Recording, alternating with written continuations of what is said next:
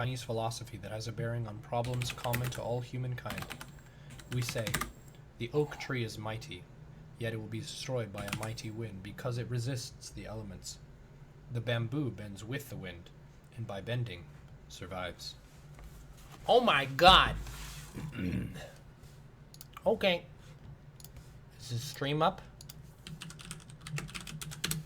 Coaching chestnuts. Your closest forest has no jet turbine trees?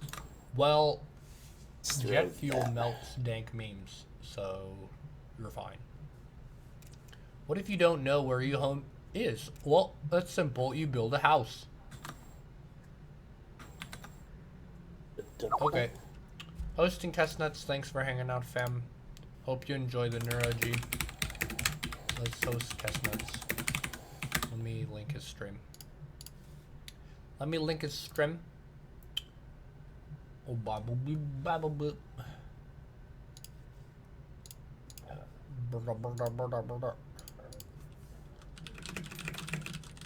Alright. I guess I should hop on Discord, huh? You learned so much? Really? Or are you just trolling me? Did you actually learn a lot? Because that makes me happy. What is that? Where in the hell is Discord, huh? You learned so much? Really? Or are you just trolling me? Did you actually learn a lot? Because that makes me happy. Oh shit. What is that? Arrow's hosting me. I guess I should close his stream, huh?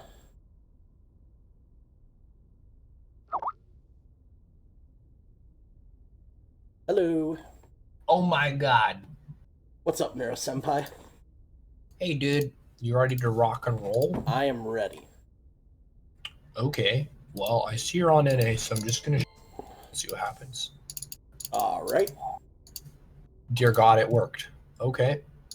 I'm gonna promote you just because I want to make you feel good about yourself. I appreciate that. Okay, sweet. Let's see. I guess I can get rid of a now playing thing while I'm doing coaching since I'm not playing music. All right. Now playing video games. Yes. So I've only got ZVT and ZVP replays here because my ZVZ is actually pretty godlike compared to my other matchups right now. I'm really confident at the Ling Bane stage, so I usually just close the game out there. But ZVP and ZVT, I'm really struggling right now. Okay. So some of these are from EU, some of them are from NA. The NA ones are against better players, but I almost never play Protoss on NA. Oh shit! I forgot to give you lead. It's okay. Just do 2x, and if it's too fast or too slow, I'll scream. Okay.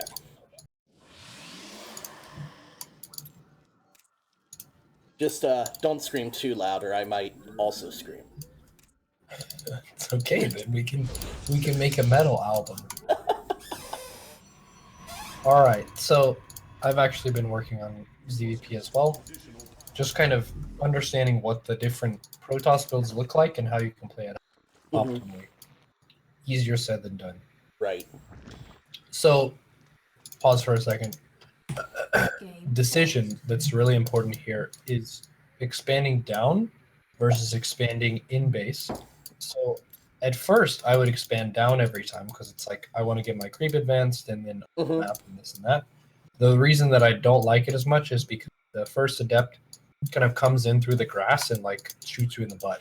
So by taking this as your third instead of your natural, you have drones on high ground that are very far away from the first adept, and then you could just hide a drone or take a third whenever. I would say it's not a super crucial decision, but it's something to consider. Okay. Go. All right. So let's see. Yeah, I'm feeling a little bit better, Irony Killer. Thank you.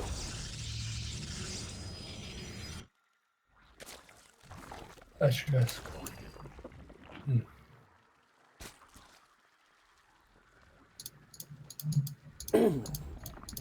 this is a pretty standard ZVP, if I remember correctly. I just played this last night. 3 hatch. I go Lingbane, like Ling Roach into Lingbane Ravager into Lingbane Hydra, and he crushes me with Stalker Immortal Sentry. Or Charge Lot Immortal. I can't remember which. I find it super hard to take a good engagement on this map because it's so easy for them to wedge themselves into these stairs here, like right above this where I would normally take a 5th base here, like by the gold. Yeah.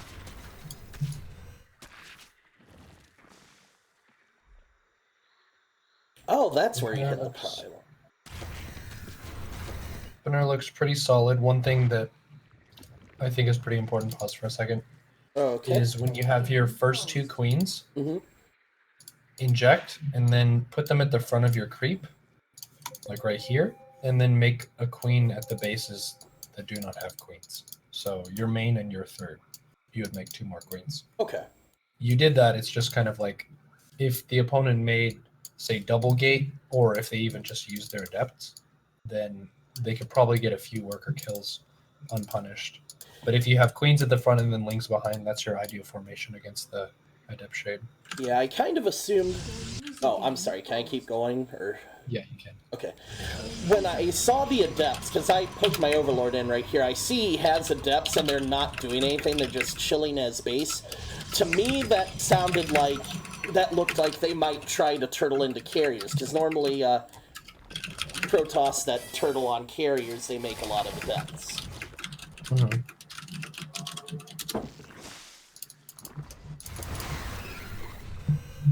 So you've got your Spores, Lair, Evo, Roach Warren.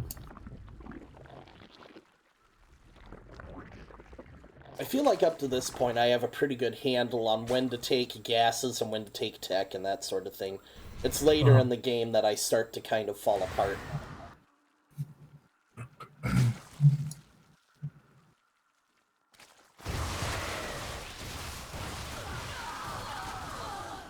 Wow, you just fucking killed him. Yeah.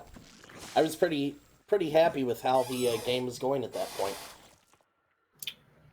So one thing that I would say is going to kind of take you from Diamond Low Masters to the Kickin' Ass in Masters is recognizing when you have an advantage and knowing how to use that in 2 ways. So, oh, nice. Pause. Pause. Sorry. Went ahead, Roach Drop, plus Posture. At most levels of play, I would say, even when people make a decently sized fuck up with Photon Overcharge, even though you just smashed all of their adepts, you can't really break their front with Roachling. And you didn't have enough gas to like have a ton of Ravagers or a ton of Banes. No. So going for 4 Roaches on a plane, I would say on this map here with this Overlord into the natural, and then you posture at the Watchtower. Like that's a really solid way to get really far ahead in the mid game once you've gotten slightly ahead in the early game. Gotcha. Go for it. Okay. I kind of assumed that since I had crushed the adept pressure, I could just kind of drone and get more ahead that way. Yeah, I would say anytime you move out on the map, a spine and spore at every base, just in general, because of those like annoying DT run bys and stuff. They got your whole army to run home. Yep. With a couple of units. So okay, so if you're going for Lingbane Roach Ravager, you want to go melee upgrades. Ravagers are not very upgrade dependent because a big part of their damage is the corrosive bile. Okay. And then melee is gonna translate really well into adrenaline. So I look over in the Root Skype group right now, and what do the Protoss Root players complain about? +2 attack banelings. So you just read about what the Protoss players hate, and then you build that. Because if you look at your army composition right now, just by sheer number, you have seven Ravagers, now you have some Hydras, and then 25 Lings. If you plan to go Ling Bane, then go melee. If you plan to go ranged, then go Roach Ravage or Hydra Lurk. Okay. Because you're kind of doing both of them, which makes them both kind of weak. That makes sense. I think that was kind of a mistake to take that fight there, or to morph the Banelings that far forward anyway. Because I lost a lot of units for free there. From this point, I just kind of slowly get tipped over.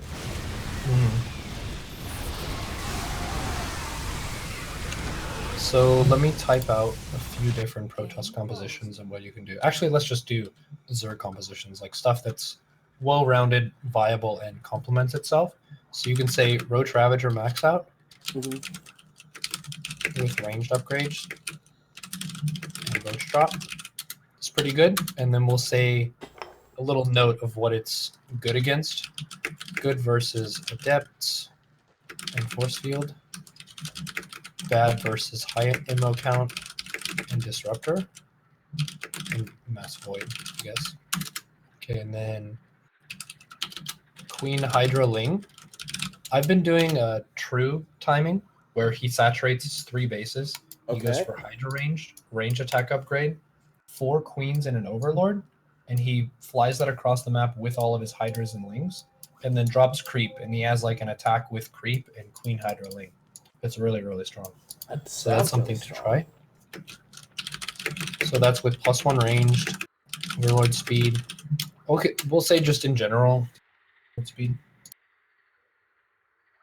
No. Get Overlord speed every game against Protoss. It's too good against too many things to not get it. Okay. Let's say after layer get Overlord speed, because that'll allow you to do the Roach drop and be strong with that. You can do the Queen drop with Queen Hydra Ling timing. Your Overseers can keep up with DTs, and your Overlords can dodge Archon Prism.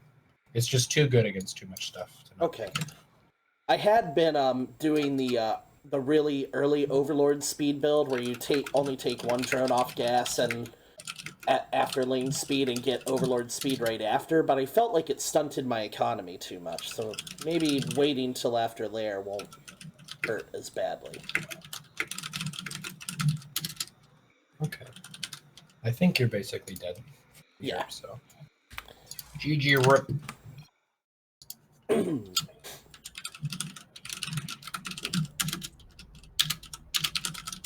So we'll say Ravager, Ling Bane with upgrades, and Bane/Ling ups. That's another good one. Okay. Ready to load up into the next one? Do it. Alright.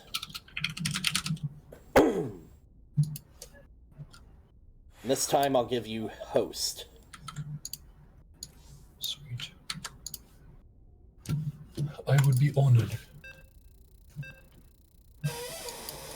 So this opponent was really disheartening because I played them 3 games in a row and I lost 3 games in a row. Yeah. Just totally crushed. Well, it's always nice because then you get some great data for where you're losing. And you say, haha, I have someone who can beat you next time. Right. I think this game isn't very complex. He does a proxy gateway adept thing, and I flew my Overlord right over it and didn't notice it and died anyway, so. But yeah, this opponent has a pattern of going into, like, a 5 to 8 adept pressure, and then they go do a 3-base Stalker Immortal Sentry all in behind it. Mm-hmm. And it's really super strong, really hard for me to deal with for whatever reason. Yeah. I'll write out some of the different responses to the Protoss openings. So we'll do Protoss openings. I'm typing all of this up in an email. I think I have your correct email. I'll double check with you. Okay. So you have Adept Forward Shade. So this is with no robo, just shading in. You'll make 4 minutes 20 for any overlords, 1 sacking overlord, and then 4:30 Mass Ling then mass roach to defend spores. Okay, so that's one. Let's see. So what did your speedlings do? Did they die? Some of them. Okay. So the first thing your link should do is check the ramp as soon as speed finishes. That's really important for the information. So we'll say lings check the front of the wall. Because a lot of times the scout will rule out possibilities. Right. Like this one. What the fuck even is this? You get to the side of the map and you see workgate research, no adept, no mothership core, no Stargate, no robo, no gateways. Like there's something on the map. So you could probably infer that there was a proxy even though your overlord didn't see it this game. Game resumed. If it's a robo, basically what that means is you have more time to defend the attack. So usually that means you're going to be massing up roaches to protect your spores. So you just click each hatchery, set the unit rally point just into the mineral line, and then just spend your gas into roach and don't hotkey them. Spend your mineral into lings, hotkey them, and those chase the shades around. And the roaches just sit until you're safe. That's clever. Yeah, it saves a lot of APM. I actually learned it from Iceman. Someone I coached, he told me about it, and I was like, wow, that's very APM efficient. I'm going to do that. Maybe I didn't scout this. Yeah, I don't see any overload that would get there in time. Okay, so you do see that the opponent has 6 workers in their top gas, which is really good. So you see the Chrono Booster research. What are you making here? 49 drones. Lair, Roach Warren should be massing links right now. 8 drones! Oh, we're dead. Yep. GG, bro. Okay. Yep, Well, so I'm that's 100% dead. That's the main thing. I would say your 2 key scouting reads for ZVP. Lings check the front of the wall, and we'll